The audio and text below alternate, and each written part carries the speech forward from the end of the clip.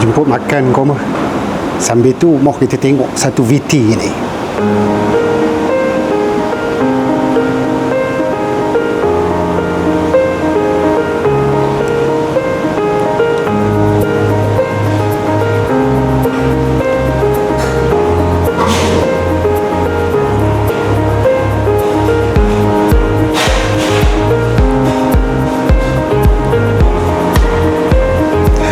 Susah kita nak jawab ni koma. Adakah dia gagal katanya? Dia bertanya kepada kita lah, adakah dia gagal dengan adanya kelulusan yang apa itu, tapi sekadar roja menjual makanan di jalanan? Gagal ke koma? Pada teman, susah jugalah nak cakap dari sudut apa yang dia belajar tu. Mungkinlah dia gagal mendapat jawatan yang ada hubung kait dengan kelulusan dia, tapi dari sudut mencari rezeki ni sebenarnya pada teman tak adalah gagal. Sebab rezeki ni Tuhan yang bagi kan. Jadi kalau dah itu yang Tuhan kurniakan kepada kita, apa pula yang kita nak kata kita gagal? Itu pada pandangan teman lah.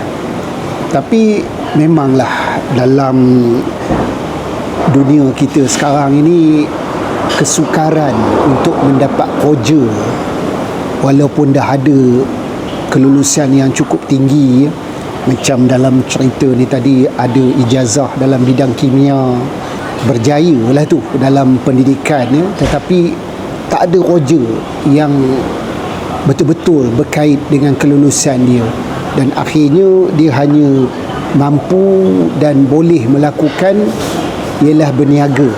Katanya berniaga di jalanan lah. Mungkin dia menumpang warung tu dia menjual ayam goreng ke apa ke, teman pun tak berapa pastilah. Tapi ini bukan realiti yang berlaku kepada seorang dua. Ramai yang macam ni. Belajar lain tapi nyudahnya kerja lain. Bab persaingan juga kita tak boleh nafikan sekarang. Bukan mudah untuk kita mendapat pekerjaan-pekerjaan yang betul-betul berkait dengan kelulusan kita. Persaingan begitu hebat sekarang ni. Orang yang pandai ni dah ramai berbenuk. Tak kira lah apa bidang pun, itulah realitinya sekarang ni. Cuma satu je lah juga pada pandangan teman, kita ni tak boleh berputus asa dengan rahmat Tuhan. Kena sentiasa berusaha lah.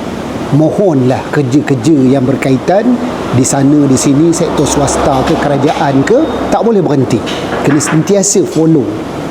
Jangan berhenti memohon, mencari peluang-peluang. Sebab peluang ni sebenarnya kadang-kadang ada, tetapi sebab kita sendiri tak jumpa dengan peluang tersebut. Jadi itulah realiti sekarang ni. Bukan mudah sebenarnya untuk kita dapatkan apa yang kita nak, terutamanya dalam dunia persaingan yang begitu hebat. Bukan saja persaingan dari segi kerja, tetapi juga persaingan dari segala macam segi. Yang pentingnya ada dua saja, iaitu usaha jangan berhenti, sentiasa berterusan, dan yang keduanya kita sentiasa berdoa, berserah kepada Allah SWT.